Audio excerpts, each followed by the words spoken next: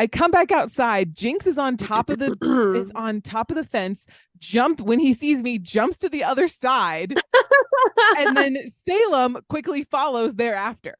So I grab Salem, who has not made it very far at all. And he just looks up at me and he's like, hey, what's up? This is new. And so I grab him, take him inside. I have to go out to the front yard where Jinx has finally made it. And he's meowing at me like I'm doing something wrong. You are.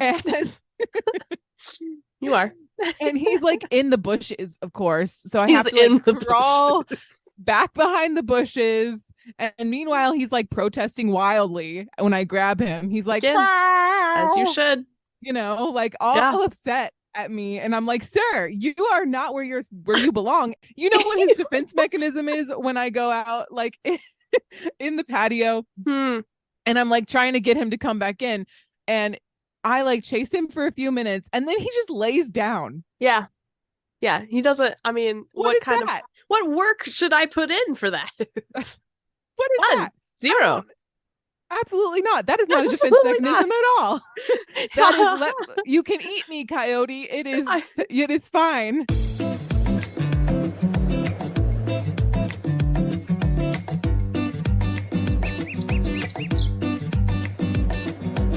Hello, everyone, and welcome to the show. I'm Blair. And I'm Kirsten, and we are Mediocre Content. And we are so close to being done with the series.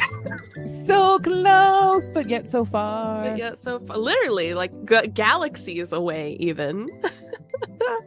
Did you like that? Yeah. Okay. It's fine. In a galaxy far, far away, right? Right. Yeah, right. Nice. But it's not because it's our galaxy. Yes. No, that's right. Yeah. Yeah. Oh, that's disappointing. Well, I know. I have fun things to talk about really quickly. Oh, good. I'm so excited. I'm gonna let my inner weeb out for a few moments. So the beautiful social media platform that is TikTok, right? Mm-hmm. It sometimes tells me about things in my area that I might be interested in doing every now and then, right? As a good algorithm does. As a good algorithm does, yes. And about a week or so ago now, I received a TikTok video about this store called Arisu, and it's in Mystic, Connecticut. And basically, it's all you can dream of anime. And I got to go yesterday. And it was very fun. It was in the middle of this like village looking thing with other unique shops. I had boba for the first time. And I hated it. Oh God. Doesn't matter. It was Alice in Wonderland theme. And I mean decked out. All of the drinks had themes. You could buy stuff like from the decor. You felt like you were in Alice in Wonderland, and if you looked through one of the photos, you could actually see through to the shop beside it, which was called Alice's Haunted Bookshop, and it was like nice, this very magical thing. They also had a store called Cloaks and Wands, which was decked out to be like a mixture of Harry Potter. Lord of the Rings was in there. There was also the Hocus Pocus movie memorabilia stuff in there. And they also were kind of a cafe where you could buy butterbeer, like bourbon, scotch, and stuff. Like you could buy drinks. It was very cool. Yeah. This whole little village in Mystic. And it was a blast. It was very overwhelming. It was very busy. Every shop had a theme. We walked around as much as we could. I got a lot of back sweat. But it was great. Overall, had a great time. Good. That's exciting. Yeah. Yeah. We didn't experience all of Mystic. There's like an aquarium and a bunch of museums and like a whole downtown area we didn't even get to go to. It was just so freaking hot and humid. Yeah. But do you know about Mystic, Connecticut being the like place for that movie called Mystic Pizza with Julia Roberts? No, I do not. Okay, so it was a movie, I think it came out in the late 80s or early 90s. Anyway, it's like a classic rom-com. Oh, and cute. Julia Roberts, it's like her breakout role, I guess. And it's called Mystic Pizza because the main character works at the Mystic Pizza shop. And so it's based in like Mystic, Connecticut. So it's like kind of a a place for that. That's adorable. Yeah. There's lots of history, apparently. Of course, the algorithm is now just spitting out mystic backs. So I haven't come across that one yet, Yes. but I'm sure it's coming. Yes, definitely. But highly recommended if you've never been. It was totally worth it and very fun. Cool. Yeah, Yeah. we'll definitely check it out at some point. I've got to go back for the aquarium. I really want to go. Well, yes, aquariums are always fun. I Yeah. love aquariums. The Georgia Aquarium has been my favorite one so far. Oh, nice. It's giant and they have a whale shark. Ooh. And one of those big manta rays as well that lives in the Ooh. same tank as the whale shark. It's really God, cool. I love a good stingray, man. They're like my Uh-huh. favorite. Yeah, Oh, I know. You like the sea flaps. I do. I really do. Oh, Um, they're so what was I soft. gonna say? Oh, I really want to go to, speaking of like northeastern towns. Yeah. I really want to go to Salem, Massachusetts, Yes. Yes. I need to do that while we're especially here. around, I'm sure it's very crowded around in like October, Yeah. Halloween time, But but it is on my list of yeah, things that I want to do. you have to. Yeah, I have to. This is going to be, I've decided this is the season, it tis the season. Tis the season and it's our last one here. So I got to make the most of it. That's right. Got to check the things off the list. Oh, I'm glad I checked that one off before we left. Yeah. Okay. That's all I had. It was very fun. Shall I disclaim? Yes, please disclaim away, friend. All right. Just before we get started, we are not experts on anything. If you have come to this podcast to get any kind of life advice, any kind of advice, really, we are not the place for that. But No. we are the place to learn about things that you may otherwise have not learned about. So, we encourage you to listen and take everything with a grain of salt. And that's the disclaimer. That's great. You did a great every time. You just do an amazing job with Thank that you. disclaimer, man. Thank you so much. And you're also in charge of good news this week, I am. which is exciting. I am. Yes. And I will say it is science related because like so much good news comes out of science and there's nothing else I can do about it. I'm sorry, guys. You're just gonna have to deal. There's only so many like heartwarming grandma stories that you can like I mean, don't get me wrong. I love a good grandma, but right. Yeah. Okay.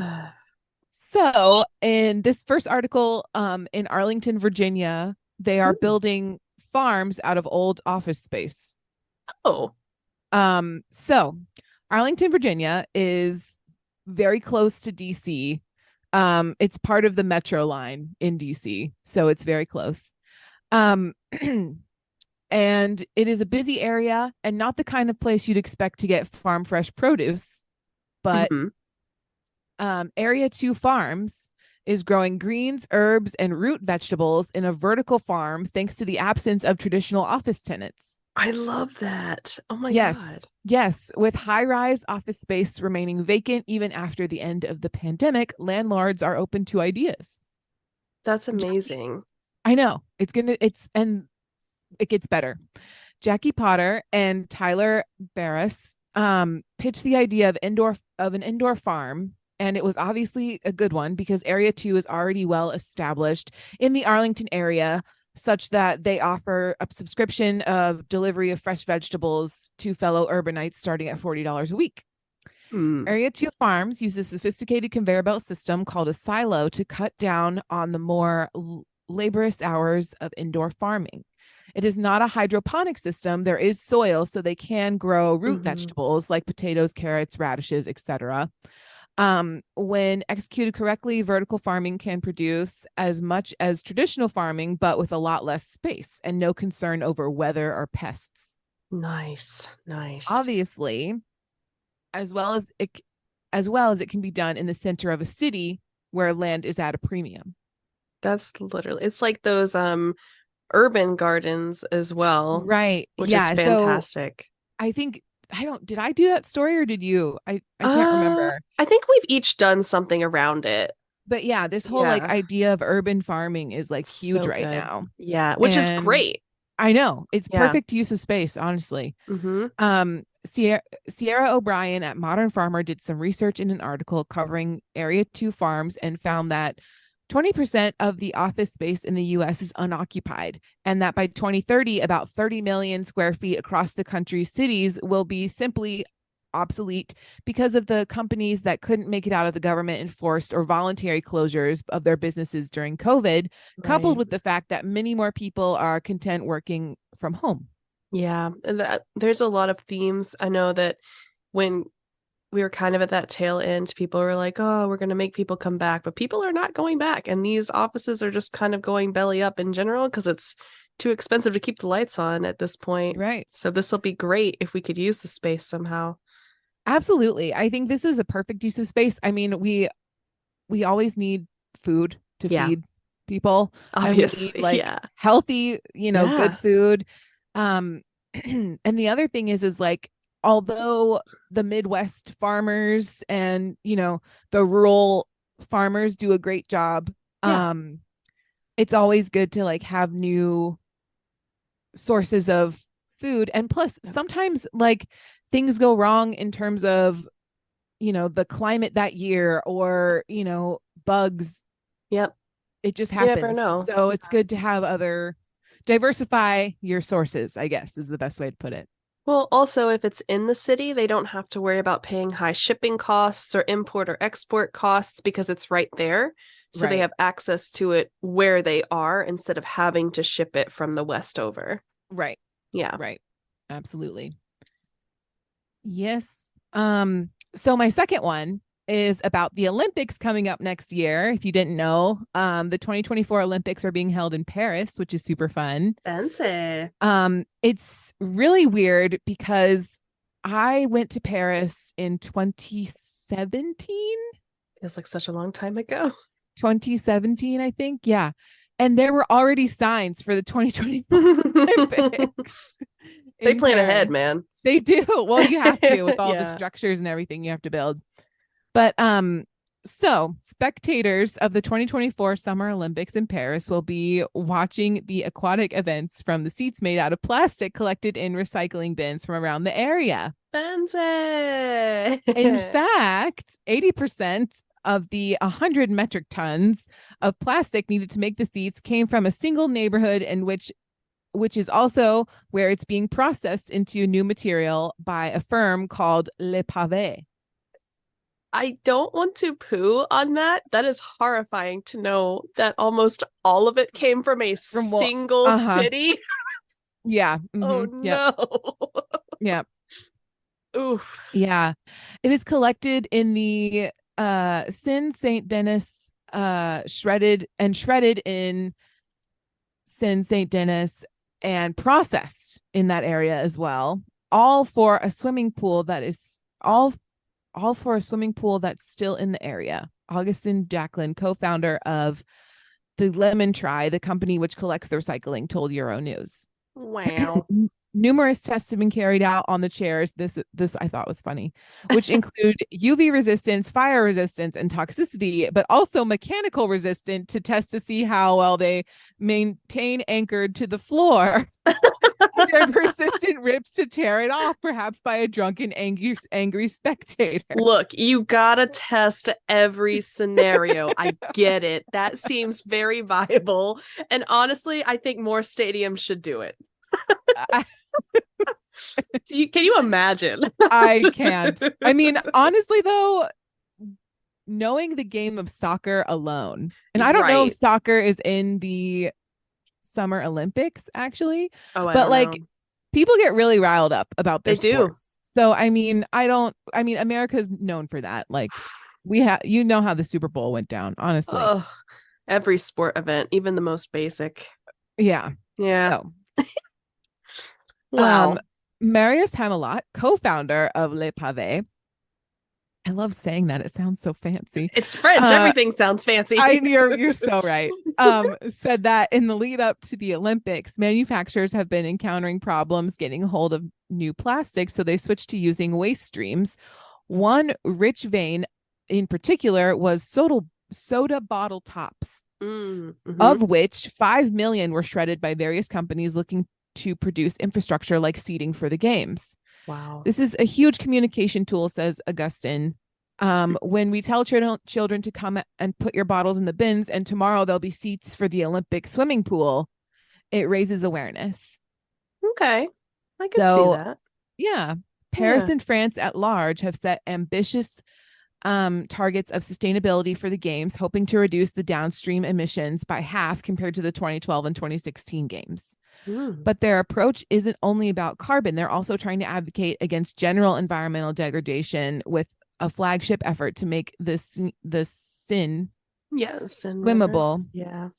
for the first time in many decades. Yeah, it's really sad. It's like between the Seine and I think I don't know if the Thames is as bad, but Mm. their river systems has been very polluted Yeah. over the centuries. So the way that the article described it was ecologically deadly in the mid Yeah. 2010s. However, tests from August and July of last year have found the water quality overwhelmingly good, making Good. Parisians realize for the first time in most or perhaps all of their lives they can swim in their own river again.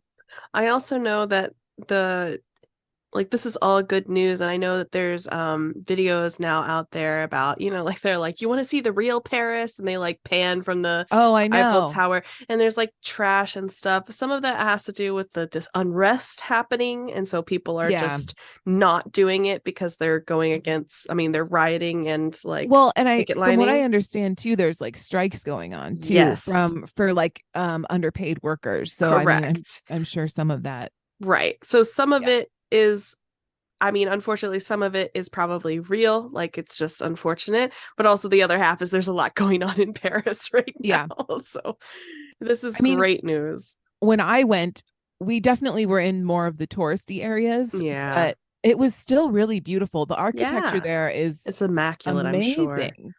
And like we went to the Notre Dame Cathedral before it caught Nice. fire. Which is so Um sad.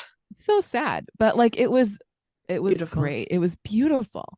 Ugh. And we sat on the river and had lunch, and that was fun. And the water didn't look like super great, but it's not like I was trying to swim in it anyway. So It's not like you're just gonna go for a dip, right. Yeah. Come out with like nuclear waste or something. She's glowing. What is She's this? glowing. She's leaving with the taste of Paris. Oh my God. My real souvenir. Superpowers. Honestly, not the worst. Yeah. Well, that's awesome. So yeah. Beautiful, beautiful. And that's the good news. You did a great job. I love that. It's sciencey, but also culturally very interesting. So I like it. All right. Well, you know what's next. This Uranus? no, we've thankfully gone past that. We are now in Neptune, which for all intents and purposes, we're just gonna say from Venus to Earth's twin, Neptune is Uranus's twin. And if you didn't know Uranus had a twin, now you do. It's the more sophisticated twin. I would say so. Significantly less hilarious to talk about, but it's okay. We'll take it. So we're talking about Neptune today. It is the 8th and most distant planet in our solar system, and you might be going, excuse me, Kirsten, that is incorrect.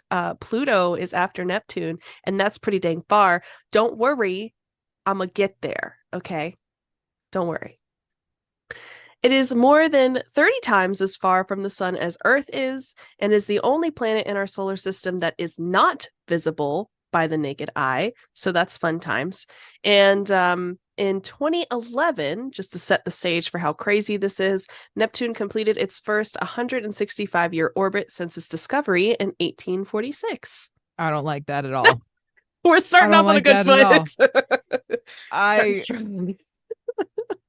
So if you were born on Neptune Correct. in 1846, you'd only be 1 year old. Correct. And some change. Wow. Great. I don't like that at all. This is great. Nope. So let's talk about something a little bit lighter. We'll talk about how it was named. It is The first planet located through mathematical calculations and using predictions made by Urbain Le Verrier, Johann Galilei or Gaia, not sure, discovered the planet in 1846 and then was named after the Roman god of the sea, as suggested by Le Verrier, which I think is great. Cool. And also fits the theme, obviously. I agree. I'm glad they didn't try to name it after another monarch. Oh my God, I know, right? Poor Uranus, just let him be. Mm-hmm. Its distance from the sun is also astronomical and makes me want to cry. It's over 2 billion miles away from the sun, or 4 billion kilometers away. It's very far. Mm-hmm. But also keep in mind that may or may not be its largest or shortest distance. Because of its orbit, which we'll get to. Its one-way light time is about 248 minutes, which is around 4 hours. Also insane. Again, that's just how long it takes for the sun to hit the planet. And Neptune, so far from the sun that high noon on the planet would seem a dim twilight to us. The warm light we see here on our home planet is roughly 900 times as bright as sunlight on Neptune, just to give a little comparison there. So you're not getting sunburn on Neptune. Absolutely is what you're telling not. me. Okay. No, you would have a better chance to get a moon tan on Earth than you would a sun tan on Neptune. Do you like that? I thought you were going to say a moon burn, in which case I feel like it would be really hard to burn with the moon's light, though. Right. You'd be sooner getting a tan. or on Neptune, since it's so cold, it's an ice planet, so you would get a frost burn, a freezer burn. A freezer burn. The whole planet is just a giant freezer.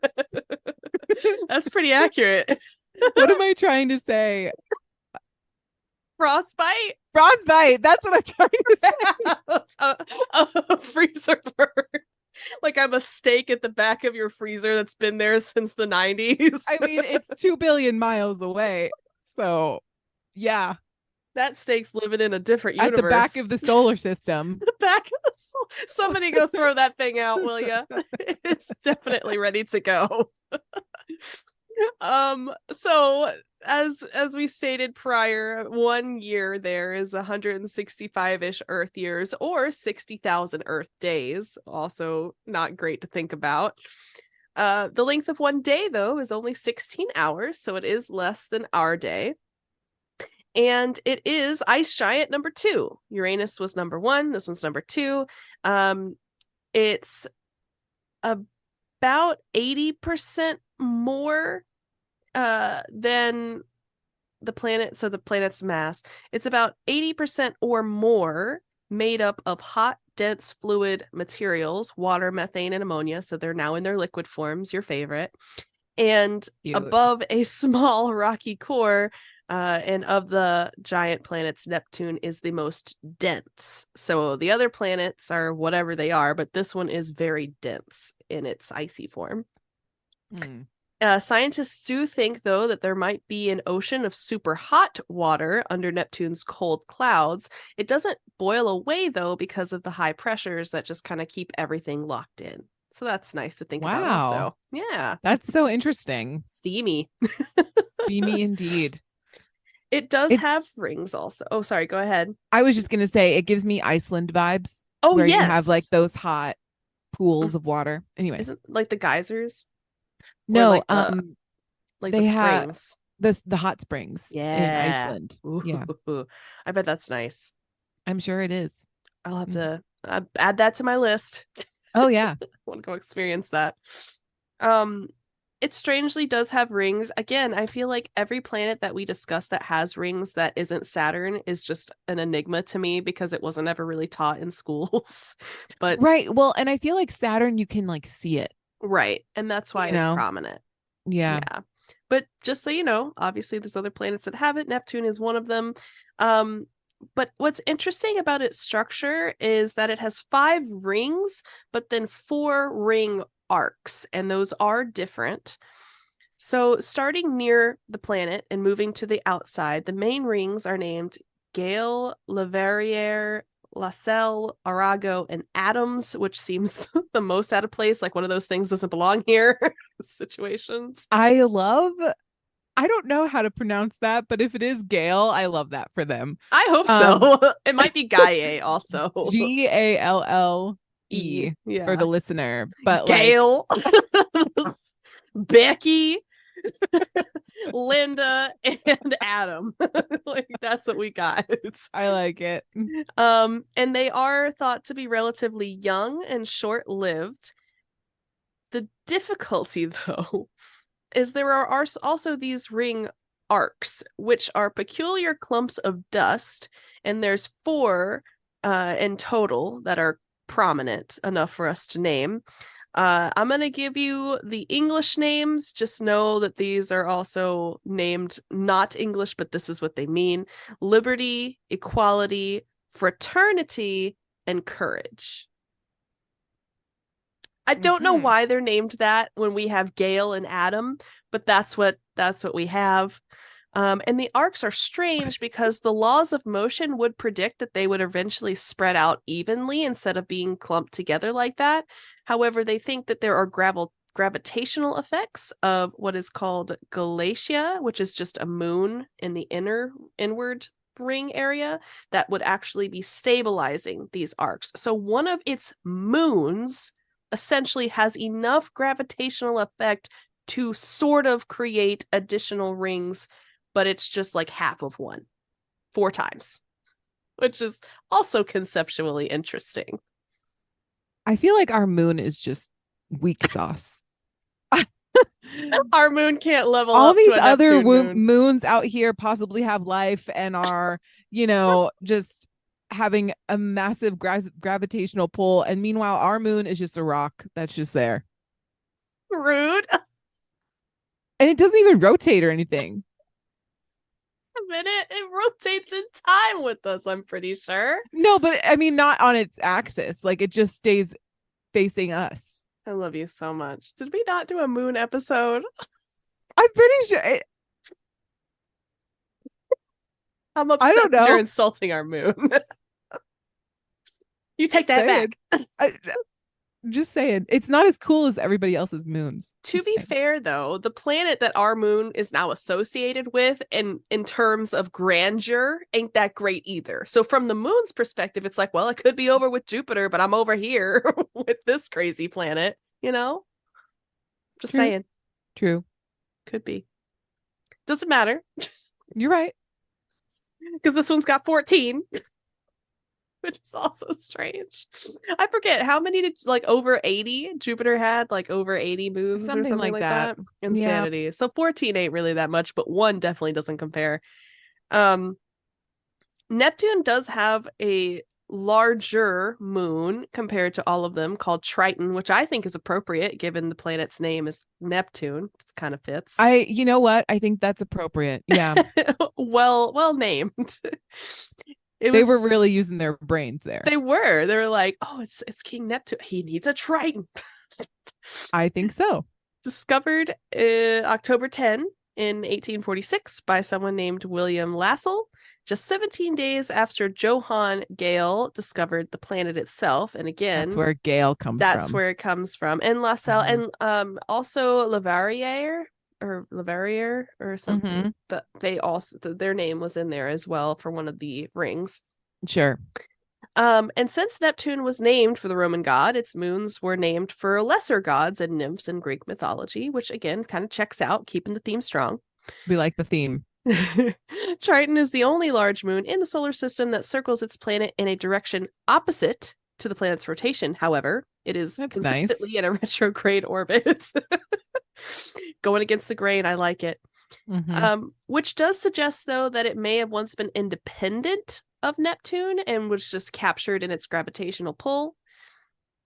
Triton itself is extremely cold, with surface temperatures around minus 390 degrees Fahrenheit or minus 235 Celsius.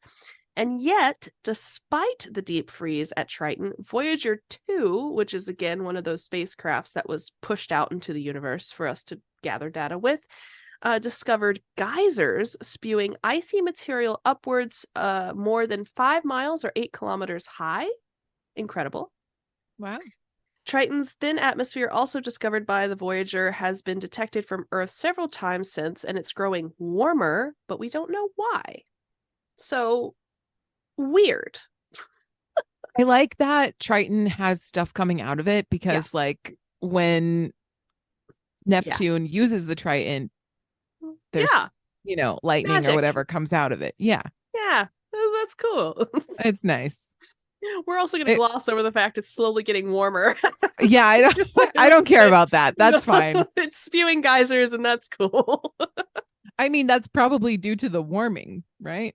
On its own planet, I guess. So if it's getting warmer, like when you said it's growing warmer, I imagine like the core is getting warmer. Yeah. Like it's getting warm from the inside out. Yeah, but like why? Nobody's well, I say nobody's there. That might be a lie. We don't know what the composition of Triton is. Though. That's true. Other than icy it could geysers. be warm on the inside. We don't know. It could be like one of those like molten lava cakes, Warm you cut into it, it just oozes out. Right, yeah. Is Triton delicious? We don't know. It could be a treat. All right. What Neptune looked like, though? Let's talk about it. Its radius is 4 times wider than Earth, which isn't as much wide as Jupiter is comparatively, but it's still pretty wide. It's got about a 15,000 mile radius or 24,000 kilometer radius. Times it by 2, diameter. There you go. Orbit rotation could be a little scary, though. And this is what I was talking about when I said that it was the furthest planet in the solar system. So strap in. Sometimes Neptune goes even further from the sun than Pluto does. Pluto is highly eccentric, oval-shaped orbit, can sometimes bring it inside Neptune's orbit for a 20-year period every 248 Earth years, which is a long time, so it doesn't happen frequently, obviously. But this switch in which Pluto's closer to the sun happened recently from 1979 to 1999, but Pluto can't ever crash into Neptune, so that's good to know. Because for every 3 laps Neptune takes around the sun, Pluto makes 2. So they just won't ever be close enough for that to happen. And this repeating pattern will also prevent the approaching of the 2 bodies to each other. Right. Yeah. Which is horrifying. Okay. But it's very close. Neptune's axis of rotation is tilted 28 degrees with respect to the plane of its orbit around the sun, so similar to Mars and Earth. And this does mean that technically Neptune would experience seasons like we do. However, since its year is so long, each of the 4 seasons would last over 40 years apiece. Also horrifying to think about. So can you imagine like a 40-year summer? Maybe that's what we're in. We're transitioning into a 40-year summer. Stop it right now. Existential crisis coming. Well, because you're only really like the average lifespan of a human is like about 80 years or so. And like, so you'd only experience 2 seasons out of the 4. Can you imagine? Like, oh my God. Imagine if the only season you ever got was fall and winter. I'd be so sad. Think about it this way, which is I think is the most trippy. It's like, so your parents experience a whole different 2, not a whole different 2 seasons, but at least 1 different season than you. So they don't know what to expect for the next season. Yeah, they have no clue. And there's nothing that can teach, like no one can teach them because nobody's lived that long unless you're between seasons somehow. Right. So there would be some like overlap, I think. Yeah. But it would be weird. It would be weird, wouldn't it? Can you imagine being born on the first day of the first new season? Horrifying. Everybody panic. Everybody panic. But I also feel like it's probably gradual, just like everything. Oh yeah. Yeah. Well, I don't know. I say that it's pretty extreme on this planet still. I know, but it takes like a million years. A million. Not a million, but like a long ass time It is a to long ass get time. from one rotation. No, you're So, right. and you know, No, I don't you're know. right. It's just Yeah, horrifying in either way, no matter how you I say it. right. Yeah. It's weird. I don't. Mm. We are going to talk about your favorite thing about these planets, though. It's kind of the same old tune in that, Mm. of course, similar to others of the gas and ice giant types, doesn't have a solid surface because its atmosphere is hydrogen, helium, and methane, and it extends to great depths, gradually merging into water and other melted ices over a heavier, solid core with about the same mass as Earth. Its core is Right. about the same mass as Earth. Okay. And then So, it's got a bunch of gas around it. yes, very gassy. Mm. Ew. Atmosphere, hydrogen and helium with a little bit of methane, like we just said. And its neighbor Uranus is a blue-green color due to such atmospheric methane. However, Neptune is more vivid because there's some unknown component that is causing its color intensity. So it's just something we haven't discovered yet. But if you look at the two, Neptune is far bluer. Yeah, yeah. It's like light blue. It's really Yeah, pretty. exactly. Weather system is crazy. It has the windiest winds in the entire solar system.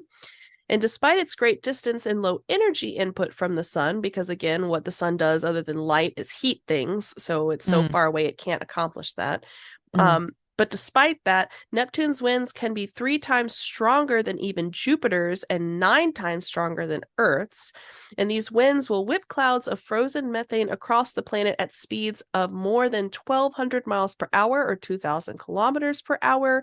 And even the most powerful winds on Earth have only hit about 250 miles per hour or 400 kilometers per hour. So it's insane.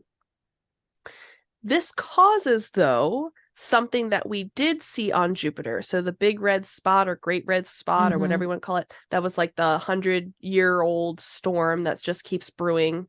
Yeah. There is something similar that was on Neptune as well, and it was spotted in 1989. They called it Great Dark Spot at the time, and it was large enough to contain the entirety of the Earth. This particular one has since disappeared, but new ones are starting to appear on different parts of the planet. So, Nice. yeah. So it's kind of like Jupiter. High winds are creating these giant storms and creating them visually for us to see because they're so freaking big. Yeah. Woo! Similar to its neighbors, it does also have a magnetosphere. The main axis of Neptune's magnetic field is tipped over about 47 degrees compared to the planet's rotational axis. And so, like Uranus, whose magnetic axis is tilted 60 degrees from its axis of rotation, Neptune's magnetic sphere undergoes wild variations during each rotation because of its misalignment. And this magnetic field is about 27 times more powerful than that of Earth's. So, exciting Fun. times. Yeah. Indeed. So now that I have officially frozen your brain, I say we take a break. I love that. Thank you so much. You're so welcome. We'll see you on the other side.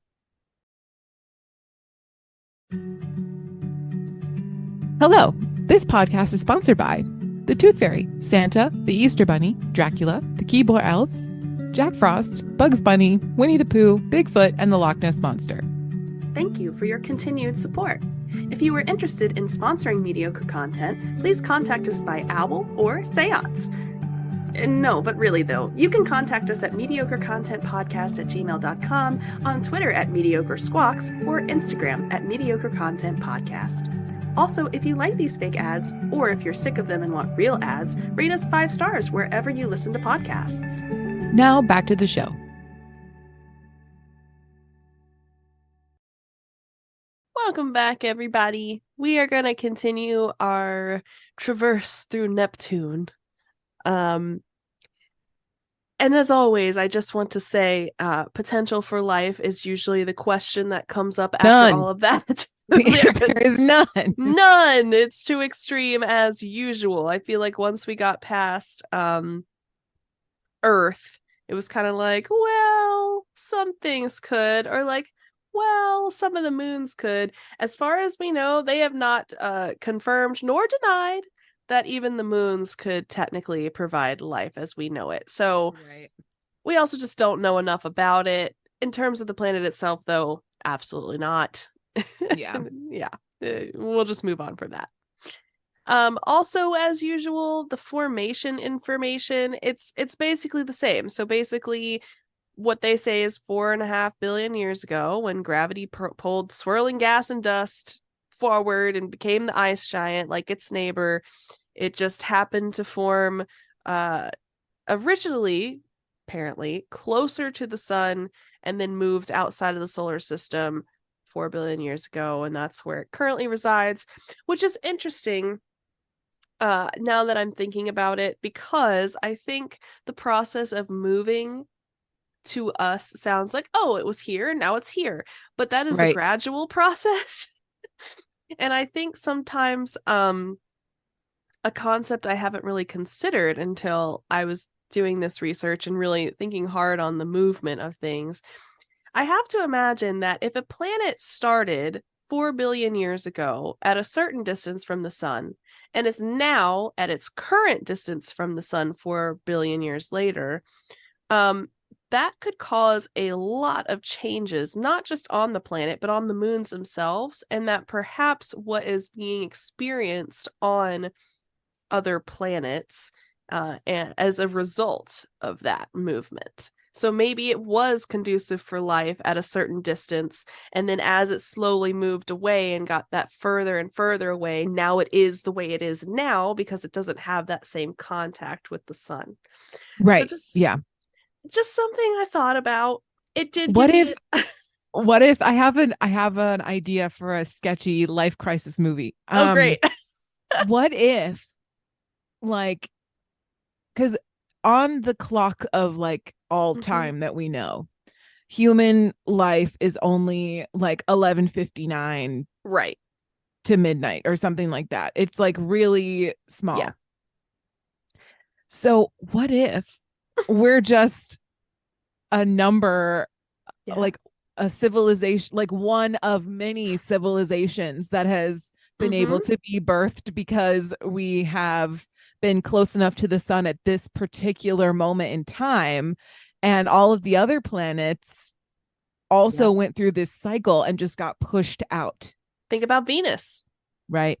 think about Yeah. Venus. And you know, that's not to say, I if I'm not mistaken, technically, there is studies where it's either the moon to the earth to the sun, the moon to the sun. There's movement Right. away. Right. And so it's also interesting to think, what is the next quote Earth planet that is going to be talking about Earth the way that we are now about Venus and Mars and Neptune and all of Right. these other planets that Right. may or may not have gone through this cycle already. Picture existential dread. Yes. I love it. Just a tiny speck. So I'm going to leave you with that in terms of formation. Hopefully it sits well. I don't know if it will. Postulating about the universe with Blair and Kirsten. Hey, we've been doing this for like, what is it, 8 parts so far? I know. Gotten worse every time. Okay, exploration.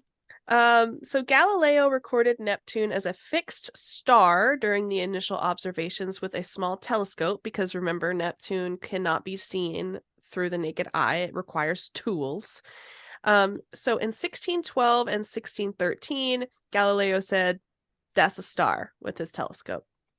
More than 200 years later, obviously, the ice giant Neptune became the first planet located through mathematical predictions rather than regular observations of the sky. And that's because Uranus didn't travel exactly as astronomers, I do that every time, astronomers expected to, and French mathematician Urbain Joseph Leverrier, who we talked about in its discovery, proposed the position and mass of the unknown planet that could cause the observation changes to Uranus's orbit, which we know Neptune's is kind of crazy and Pluto's kind of crazy. So that kind of Mm-hmm. makes sense that they would then need to use math to discover that. He sent his predictions to Johann Gale at the Berlin Observatory, who found Neptune on his first night of searching, again in 1846, which is 17 days later. 17 days later, Neptune's largest moon would then be discovered as well, Triton.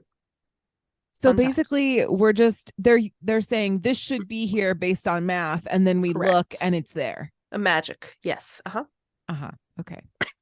They're like, something's up with Uranus. And they're like, well, we got this star that Galileo talked about. And they're like, math? And they're like, math. And that's just kind of how it happens. I like it. Space math. Space math.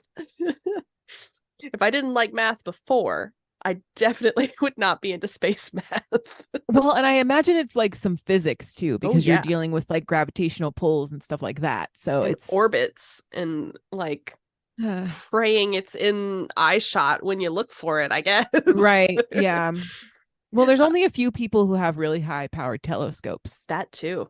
So Yeah. I feel like you kind of have to work with the telescope people and be like, hey, you could probably see this if you looked for it. Well, also think about the type of telescopes they were dealing with. It was 1846. I know. Hubble wasn't even a thing, you know? I Like know. that's even more aggressive. Like, look through here and hopefully you find something. Good luck. You Yeah. know? So more than 140 years after that, in 1989, NASA's Voyager 2 became the first and only spacecraft to study Neptune up close. Voyager returned a wealth of information about Neptune and its moons and confirmed evidence the giant world had faint rings, like we discussed, like the other gas planets. And then, of course, we introduced Hubble Space Telescope power, and that was fantastic. And they also gathered more distant planet info. So here's what we got in terms of significant events then. 1612, Galileo incorrectly records Neptune as a star, so that's exciting. But again, used a small telescope because you have to. 1846, officially discovered as a planet as well as its moon Triton. 1983, Pioneer 10 crosses the orbit of Neptune and becomes the first human-made object to travel beyond the orbits of the planets of our solar system. And this spacecraft in general remains on a trajectory to the red star Aldebaran in the constellation Taurus and is expected to pass by in about 2 million years. So we got a little bit of time for that. Didn't really give us a whole lot. I know. We're on track. In 1984, astronomers nailed it. Find evidence for the existence of the ring system. 1989, Voyager 2 becomes the first and only spacecraft to visit Neptune, which passed about 4,800 kilometers or 2,900 miles above the planet's northern pole. 2002, using improved observing techniques. Doing great. I got astronomer and then beefed up observing. So that's great. But they discovered 4 new moons orbiting the planet and named them Laomedeia, Neso, Sao, and Helamede. I think I did pretty good. Can't say astronomer or observing, but I nailed that.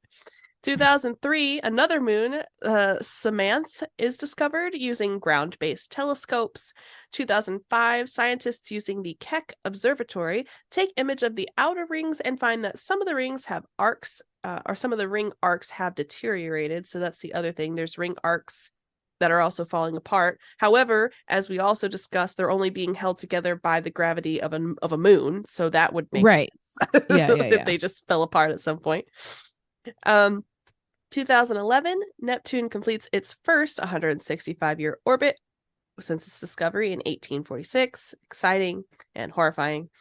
2013, scientists discovered Neptune's ring arcs in archival Hubble Space Telescope images and finds that a previously unknown 14th moon of Neptune, provisionally designated S2004N1 for obvious reasons, because it's, I guess, from I don't really know. I'm sure it's got reasons. N is Neptune, and yeah, that's all I got for that one.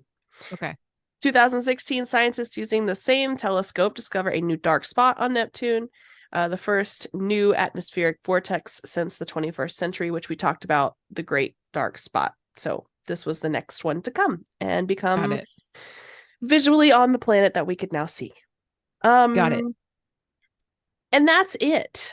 I mean, it's just incredible when we talk about these planets that just get further and further. There's less exploration happening, less we know about formation, less that we discover often, because you have to think it went from like the 1800s to the 1900s, and then from 1989 nothing happened until 2002, and even then it was just to discover that there were more moons associated with it. So it wasn't even like Neptune planet in general related. Right.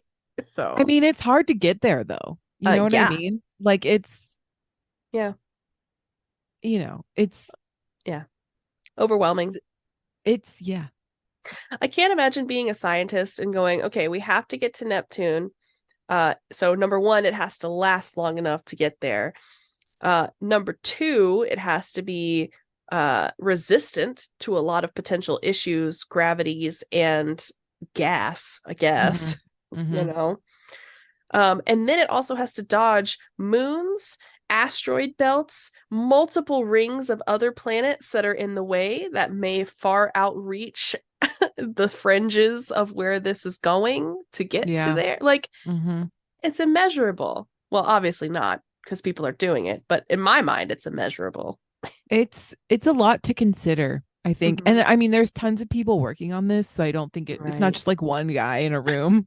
Can you imagine just that would Steve be down the hall? That'd be a punishment for sure. Ooh, I would quit. Benefits had to be good. This is Steve. He's working on our next voyage to Neptune, and that's literally all he does for his entire life, and then he passes it on to Steve V2. Like,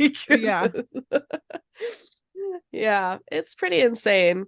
Well, the other thing too is like this one like Voyager 2 you said, or wait, is it Voyager 2? It's Voyager 2. Yep. Nope, that's not the one I was thinking of. Oh, the one that's gonna reach Pioneer 10. That's Pioneer supposed 10, to reach yes. One of the stars in the constellation for Taurus in 2 million years. Like that's gonna happen a million years from now, if that. Yeah. Nobody here will be there at that time. Right. Slash, like, so they're just handing it down. Yeah. To like the next guy. And hoping for like that millions of years.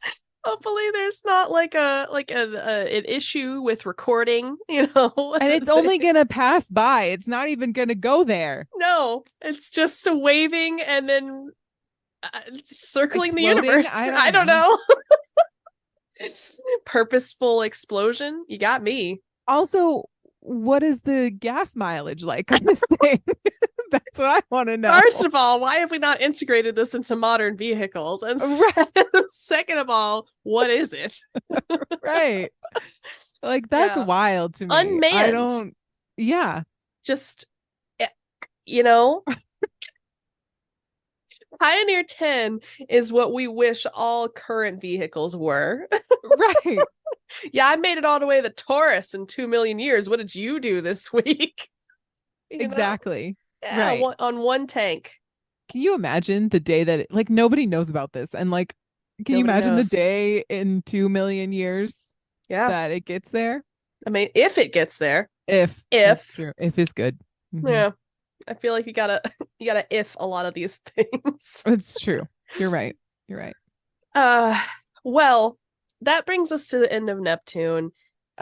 We basically only have Pluto. We'll circle back to Earth after Pluto, and then we'll talk about our beautiful boy, the sun, and that will end the solar series for now. Obviously, if there's things like galaxies or other topics that I feel so inclined to bring the series back with, I will. Or because, that you guys want to hear about.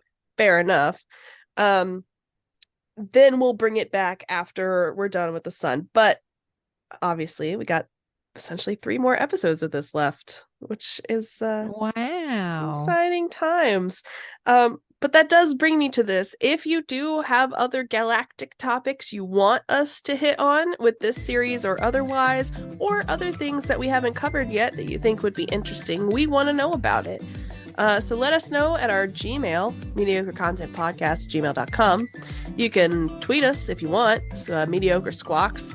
Instagram, Mediocre Content Podcast. We are now on the TikTok at Mediocre Content are. Podcast. We're doing our best, okay? Yeah. And most of what's on TikTok are part of our live stream. So if you haven't checked us out over on Twitch, you can do so at twitch.tv/, you guessed it, Mediocre Content Podcast. And we are there bi-weekly on Thursdays, 3 p.m. PST, 6 p.m. EST, and I think 11 p.m. BST. So I got that great metric for you now. Wow. Yeah. Rate us 5 stars, I guess, wherever you listen to podcasts if you want to. Do it. We'll cry otherwise, and I don't think you want that. We'll So cry. just put that in your no. pocket, okay? I will cry real human tears. And now that you're filled with guilt, we'll see you next week. Cheers. Cheers.